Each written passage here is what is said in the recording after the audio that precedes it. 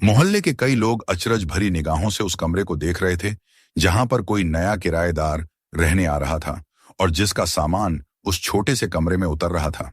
सामान इतना ही था कि एक सवारी वाले ऑटो रिक्शा में पूरी तरह से आ गया था।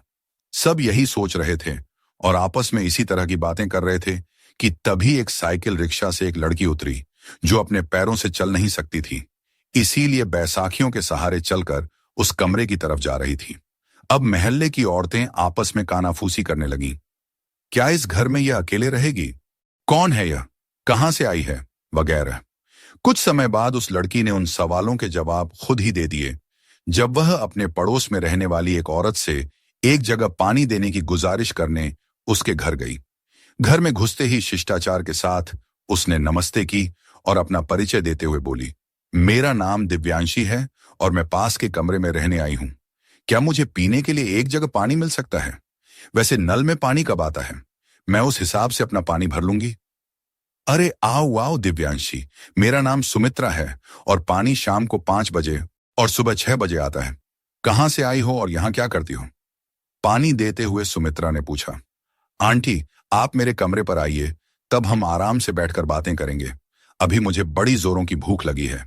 वैसे मैं शहर के नामी होटल राम भरोसे में रिसेप्शनिस्ट का काम करती हूँ, जहां मेरा ड्यूटी का समय सुबह 6 बजे से है। मेरा काम दोपहर के 3 बजे तक खत्म हो जाता है।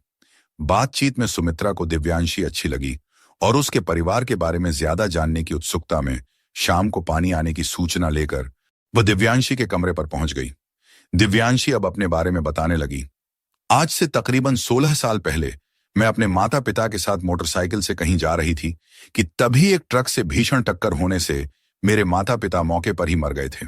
चूंकि मैं दूर छिटक गई थी इसलिए जान तो बच गई, पर पास से तेज रफ्तार से गुजरती बाइक मेरे दोनों पैरों पर से गुजर गई और मेरे दोनों पैर काटने पड़े।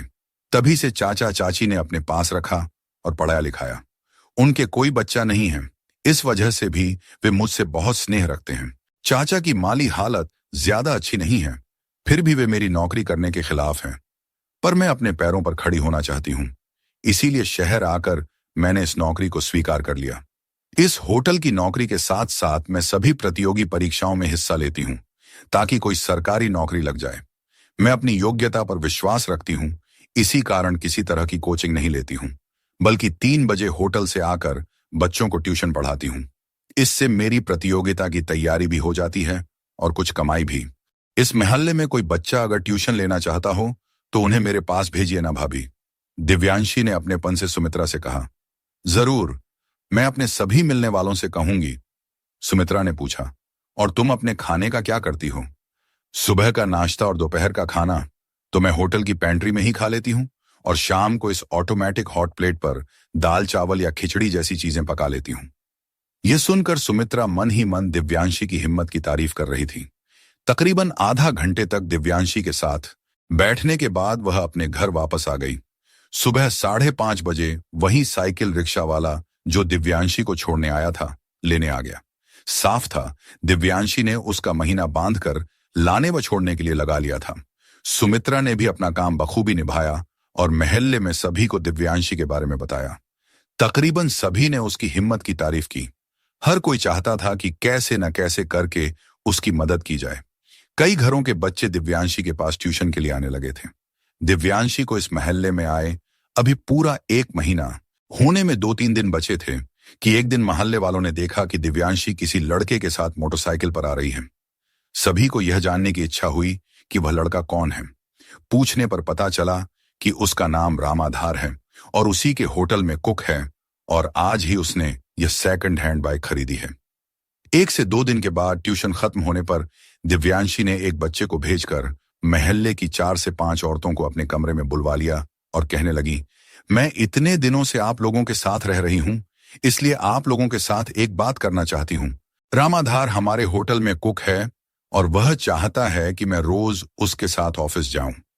वैसे भी रिक्शे वाला 2000 रुपए महीना लेता है। अगर आप लोगों को कोई ऐतराज ना हो तो मैं उसके साथ आना जाना कर लूं। जब तुम पूछकर सभी के सामने आना जाना कर रही हो तो हमें क्या दिक्कत हो सकती है? और पिछले 1 महीने में इतना तो हम तुम्हें समझ ही गए हैं कि तुम कोई गलत काम कर ही नहीं सकती। तुम निश्चिंत होकर रामाधार के साथ आ जा सकती हो। सुमित्रा बाकी सब औरतों की तरफ देखकर बोली। सभी औरतों ने अपनी सहमति दे दी। रामाधार 26 से 27 साल का नौजवान था। उसकी कद काठी अच्छी थी। फूड और टेक्नोलॉजी का कोर्स करने के बाद दिव्यांशी के होटल में ही वह कुक का काम करता था।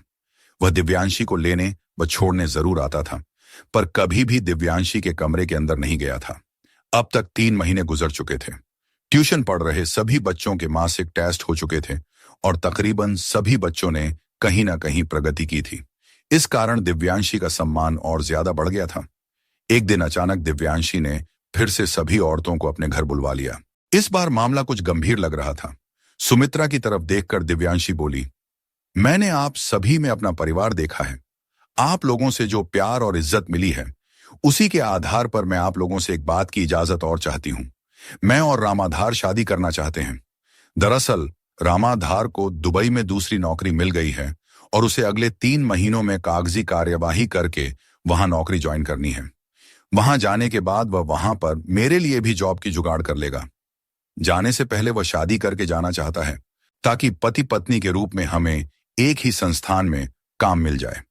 मैंने अपने चाचा को भी बता दिया है, वे भी इस रिश्ते से सहमत हैं, पर यहां आने में नाकाम हैं क्योंकि उनके साले का गंभीर एक्सीडेंट हो गया है। सभी औरतें एक दूसरे की तरफ देखने लगीं। 16 नंबर मकान में रहने वाली कमला ताई दिव्यांशी की हमदर्द बन गई थी। उनकी आंखों में सवाल देख दिव्यांशी बोली, ताई जी, रामाधार की कहानी भी मेरे ही जैसी है। उसके माता पिता की मौत बचपन में ही हो गई थी। कोई और रिश्तेदार न होने के कारण पड़ोसियों ने उसे अनाथ आश्रम में दे दिया था।